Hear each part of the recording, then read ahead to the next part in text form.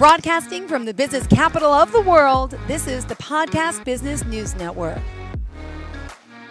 John Riggio joining us live today once again, our architect, our tennis pro, and of course, author.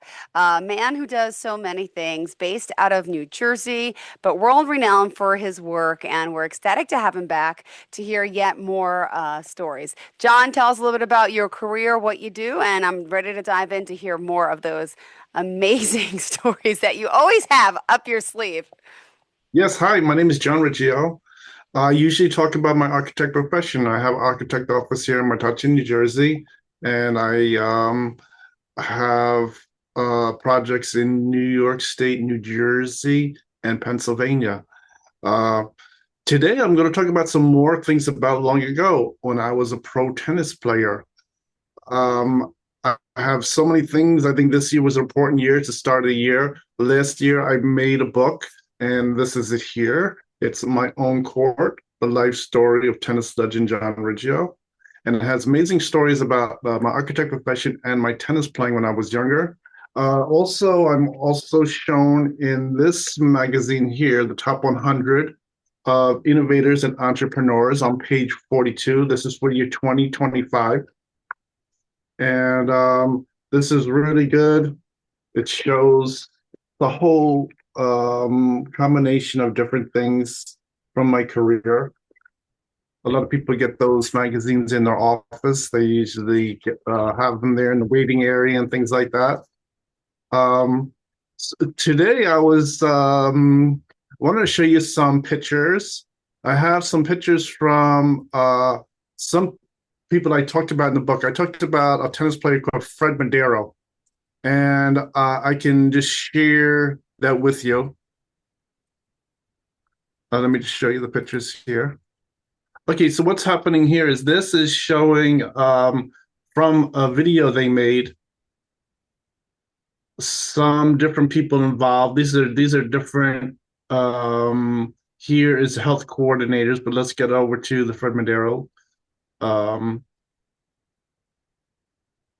Okay, this is from Madero. This is him in recent years. I think this is going back to the year 2008. I have him in the book. Played some nice tennis against him. He's a good, honest tennis player. And we had a nice set of playing. I talked about the story in my book about playing him. And this is him. And he's continued his career as a tennis trainer here. And it's very interesting. And this here is just showing him making presentation from on that video that he's involved with the whole tennis training and things like that. And let me see, this is going to just go for another couple seconds on here. And this is him over here. This is just a little thing here. This is just showing, I think let's see for a few seconds, just a little summation of him playing tennis, teaching tennis at this tennis academy. And this video is saying his resume of things where he has done all kinds of things in tennis, playing tennis, teaching tennis, things like that. And this is shown here. This is going to go on for a few more seconds. Yeah, this is his name here.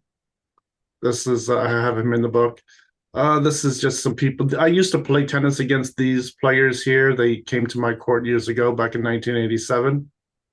I think a lot of tennis players, it's difficult to find any information about them. They not necessarily on the internet, and it's from years ago now. So this here is just showing the fitness coaching is an important part of tennis, and I always show this different things. This particular training center, they were just showing some things about the trainers. They have, let's say, they have 2 trainers, and they have different things about fitness. And this was originally teaching some coaches on how all the fitness things work. This is just some things here. I think here in the background, you see this video with someone skipping their feet back and forth, or maybe only like, it looks like maybe only 6 feet from side to side. And that is typical of like tennis training.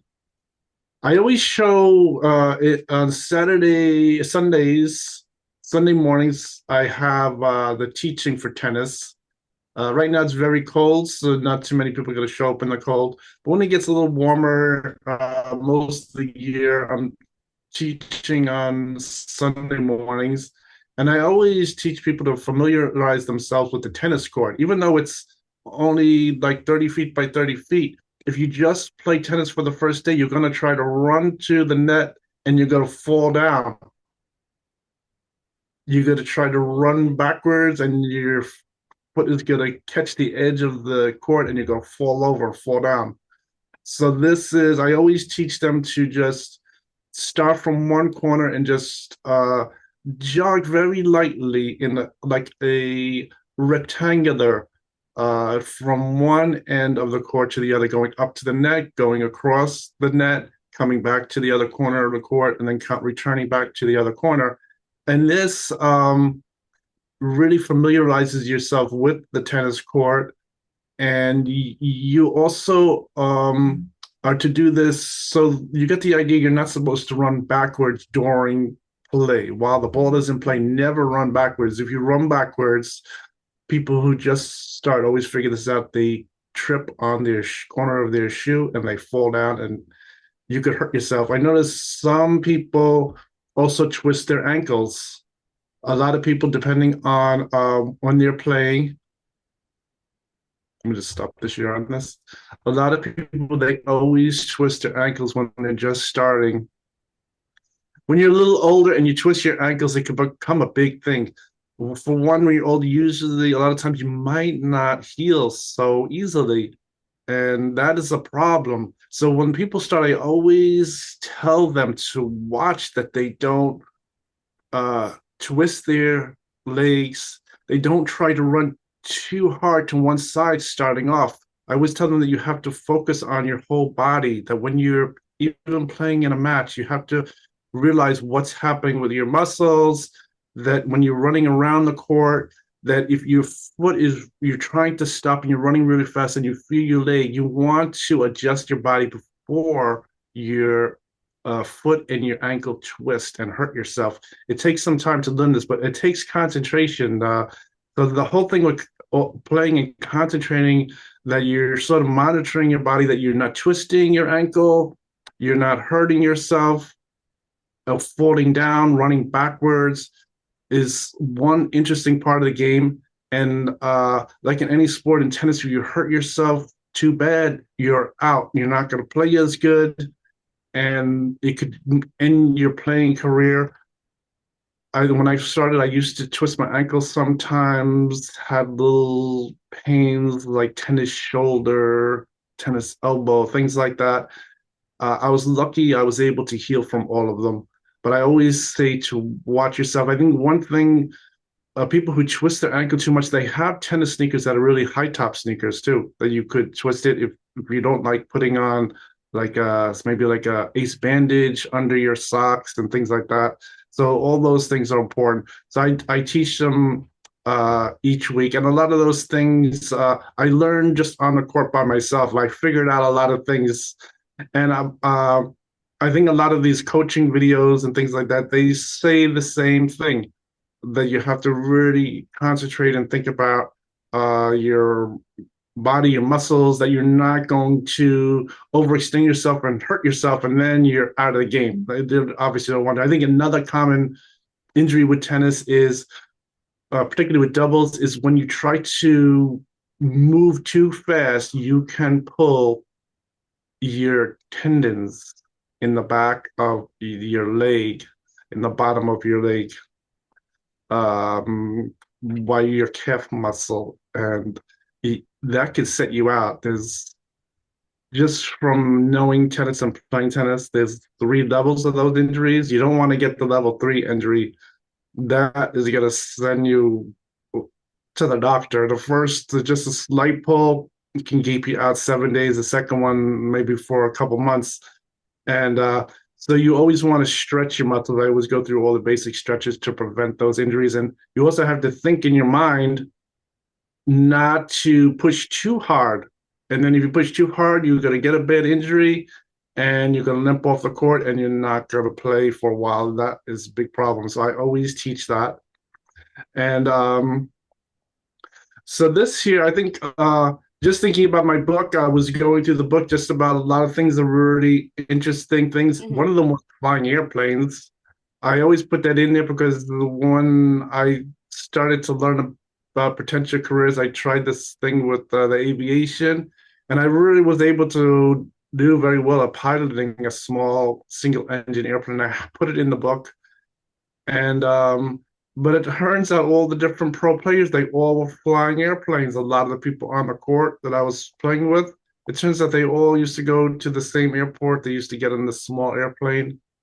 And when I started to become aware that I was looking around who was inside the other planes, and I see the other players in there. I can't believe it. I see all kinds of other sport players inside piloting the airplanes. It was unbelievable. So this was a strange coincidence.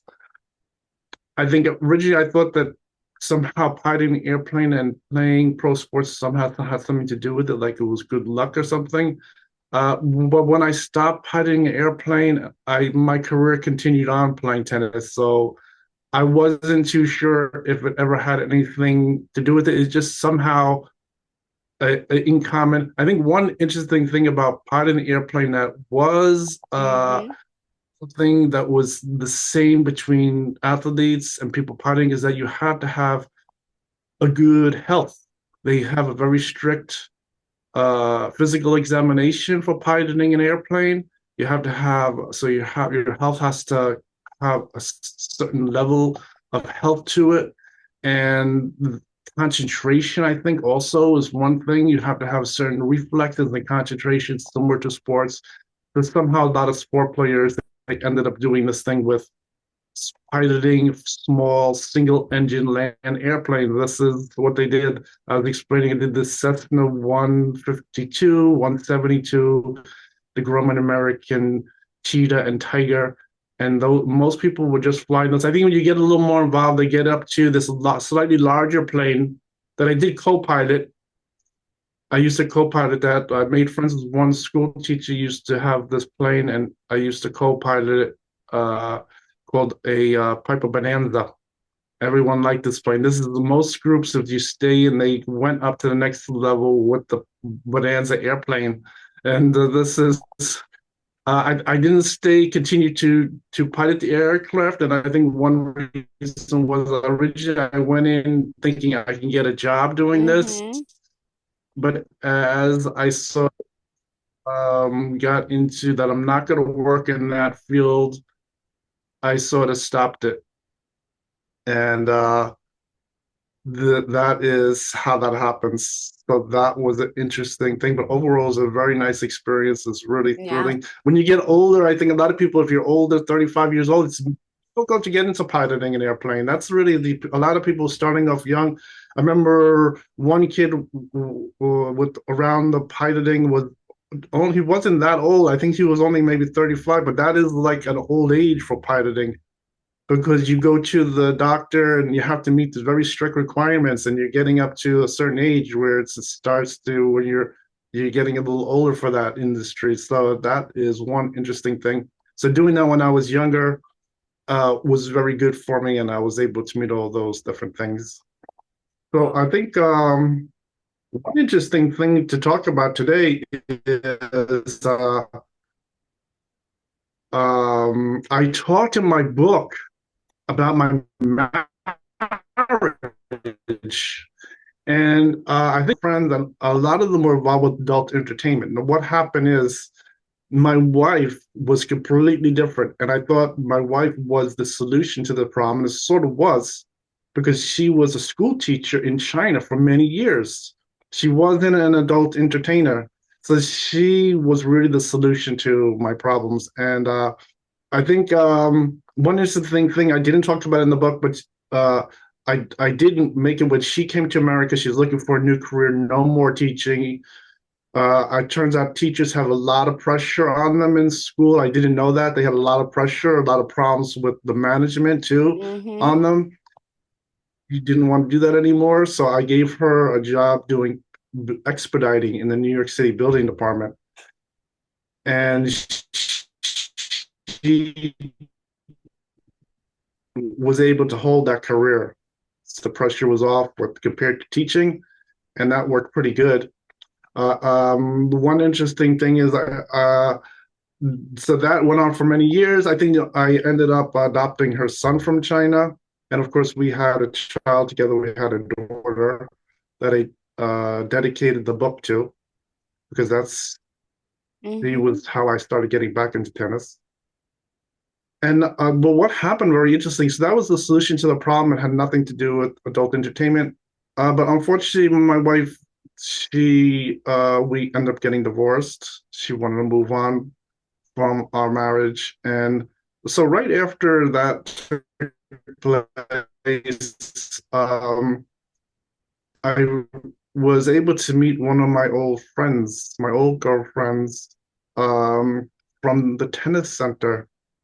So one of my friends, her name was Liz, and she's back in the adult industry.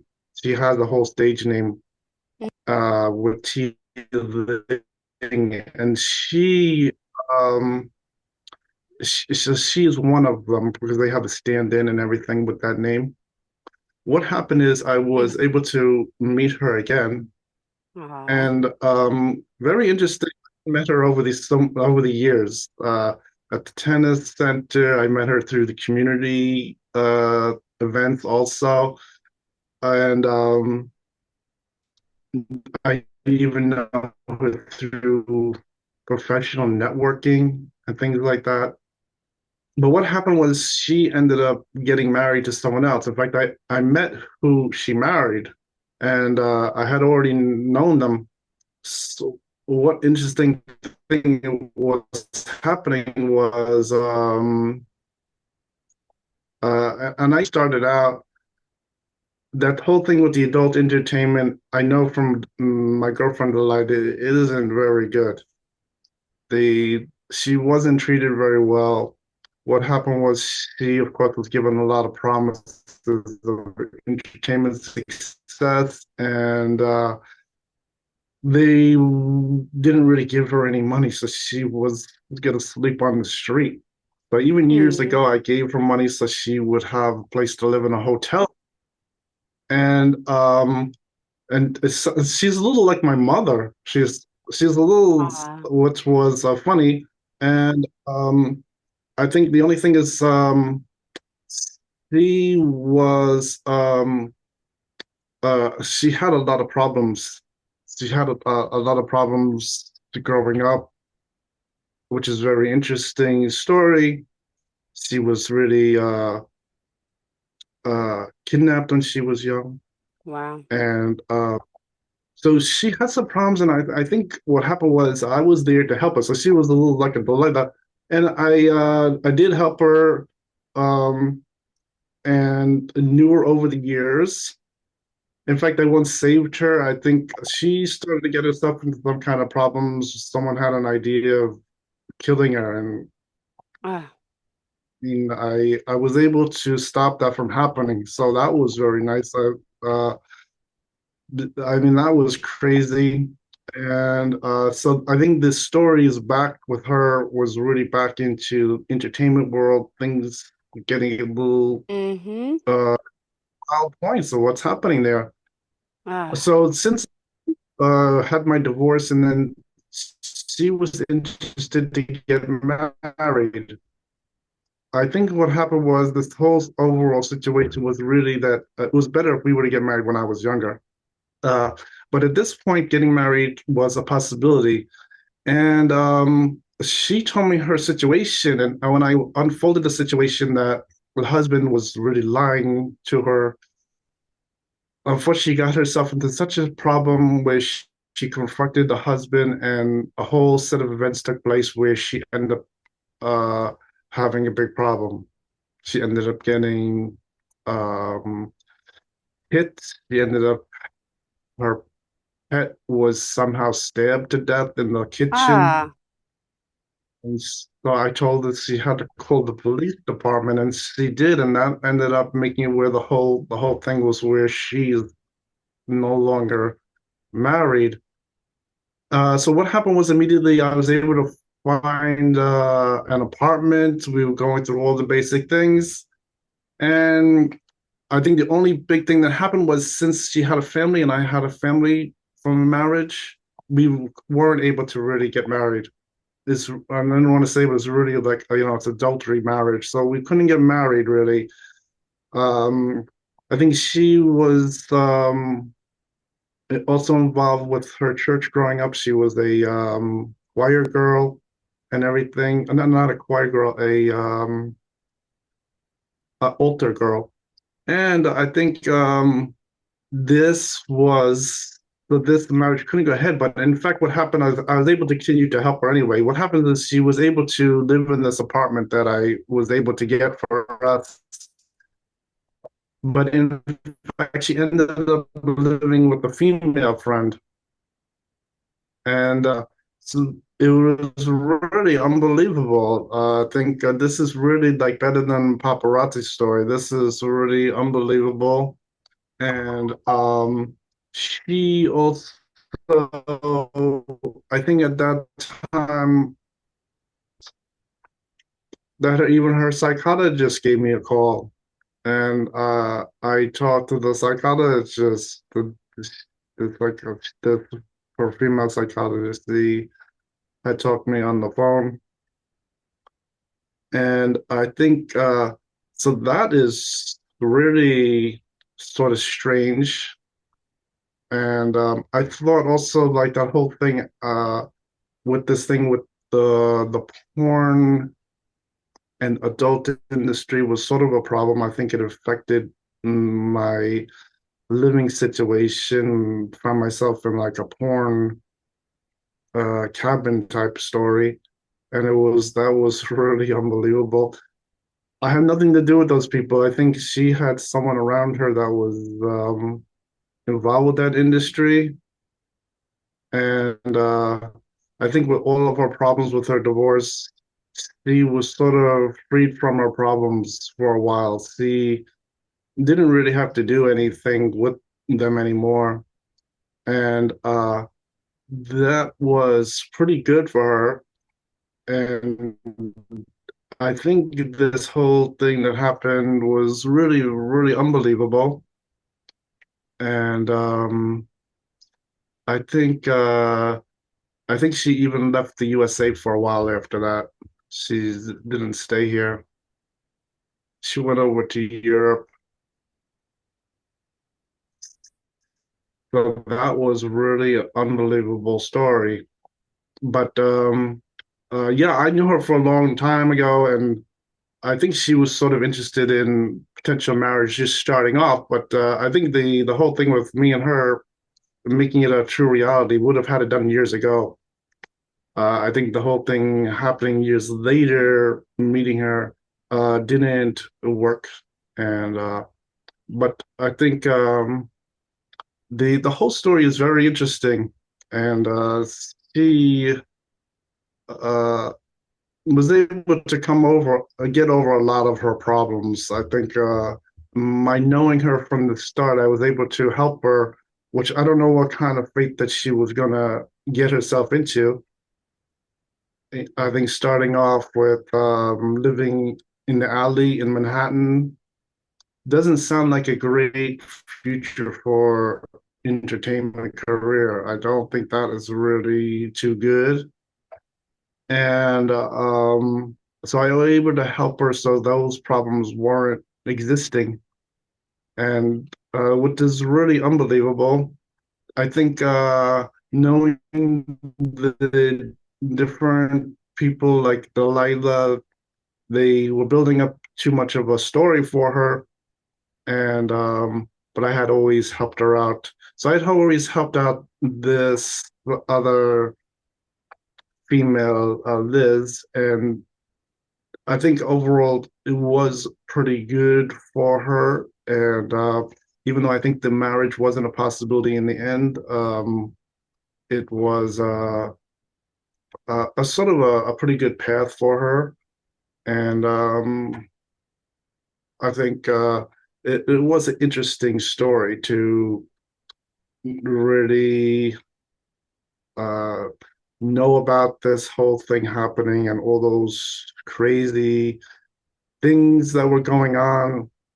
with her personal life, and but that was really what the story is about this. So I think that was what had happened.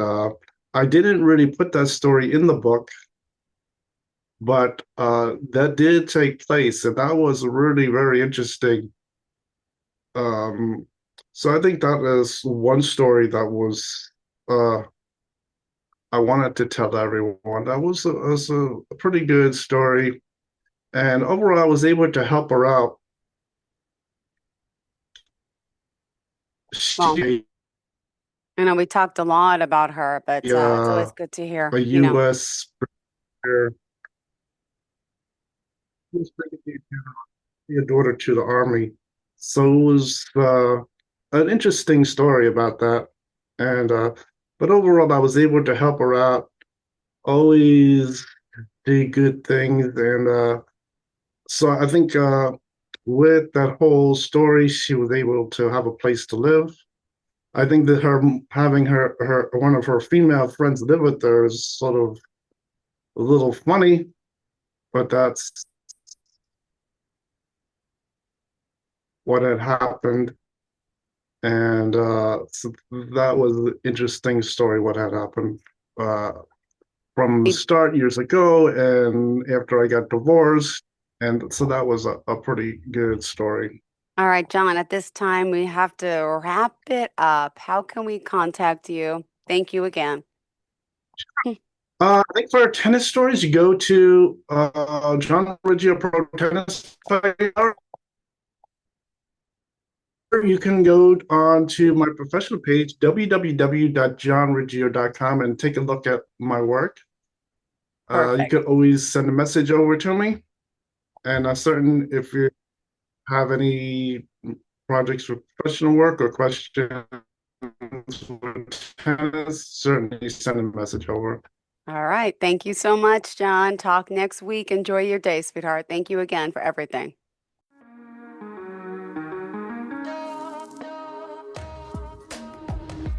Broadcasting from the business capital of the world, this is the Podcast Business News Network.